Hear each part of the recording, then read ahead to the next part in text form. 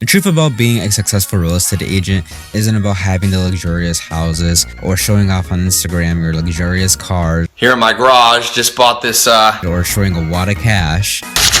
What actually makes you successful, I would say, comes down to three things. First one is making sure you watch yourself. Second one is marketing. And the third one is really important. It's making sure you follow the law. What I mean by watching yourself is, are you aware of your surroundings and how you talk to other people, how you talk to agents? Are you making sure that you're listening to people when they're talking, or are you just trying to illustrate your point?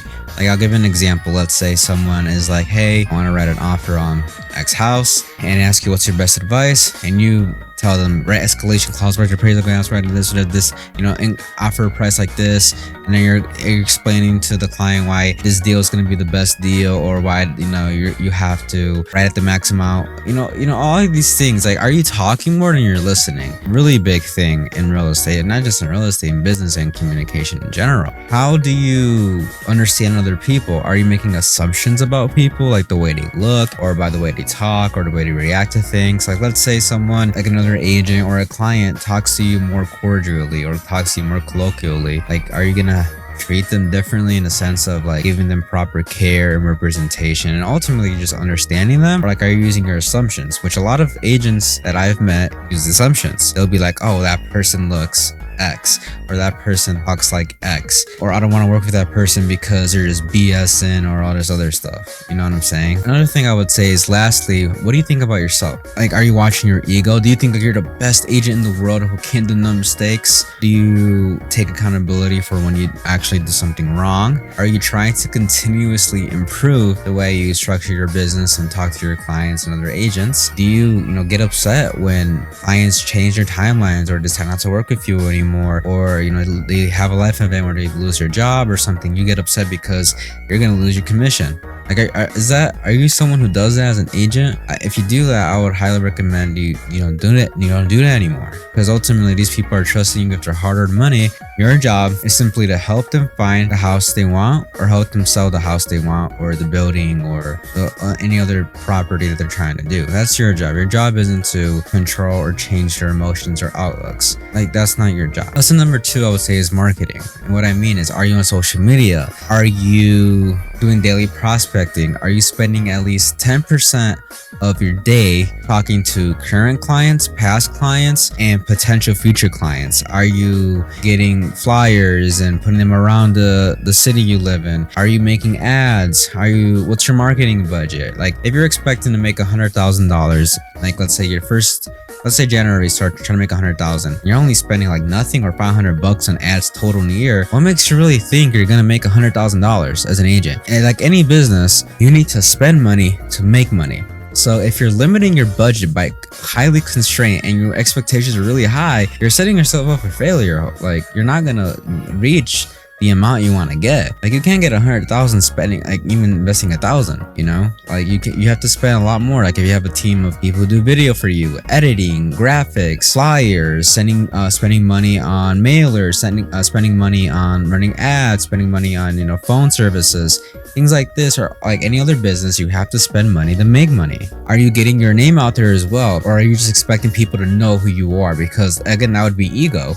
Like, are you expecting people just because you post one post or you post a few posts on Facebook and now people know who you are? Like, no, people need to think about you and see you consistently on a weekly basis. I'm not saying bombard them, but they gotta see a post from you at least 2 times a week about what the work you do. You know what I'm saying? And the people now, this doesn't mean going up to people, like random people or like friends and stuff, every second of the day telling them you do real estate. That's not what it is. That's just annoying. No, you don't do that.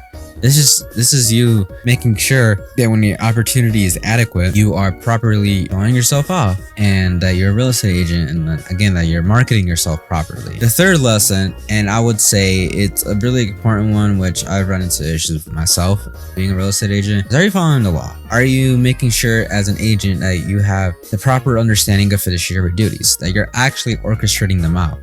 Are you following local regulations and laws and things like that? Are you making sure that your clients are properly represented in their best interest? Are you making sure that you really understand, and this is really important, that you really understand the real estate contracts and what they say and what they mean?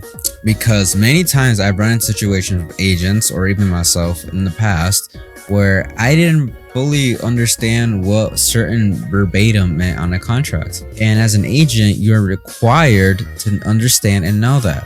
Now, of course, if you're a real estate agent, depending on your state, at least here in Michigan, your broker takes liability, but you should know you're an agent. Like if you're like an agent for a month, obviously not, but even a year or two, you should know legal contracts. Like at least a real estate, purchase and sell agreement, other like addendums to PAs, the lead-based payment form, as far as disclosures. They're very basic forms that are part of real estate deals that you should. I'm not even saying like, I don't like saying should, but like this thing you should know what it means and what it says, and in different ways of how to structure words and change them to mean something else. You should know how to do that. These 3 things, I want to remind you, encourage you that if you're a real estate agent, don't get discouraged. It is a difficult business. It does have a high turnover rate, but really, if you want to succeed in it, get the proper resources, join the proper team, and be around the people who can actually help you and also understand a very basic level of business and how to actually operate one.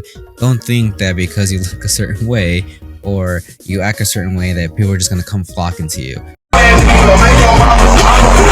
Now, there are exceptions for some people that does happen, but assume that it's not going to happen to you. If you're looking to buy or sell real estate in the state of Michigan, email me at cm@medinarealty1.com. If you don't live in Michigan and you're still looking to buy or sell real estate, I have a network of agents across the country in all 50 states, including Alaska, who can help you buy real estate as well. If you found value in this video, feel free to like, subscribe, and share the video around. Share your thoughts in the comment section below. And if you're a person trying to become a real estate agent, message me or email me or comment down below. And if you're in this state or another state, I can help you get licensing and things like that. That doesn't mean I'm gonna pay for it, depending on the person. But it just means I can help you with that. Anyways, until next time, take care. Peace.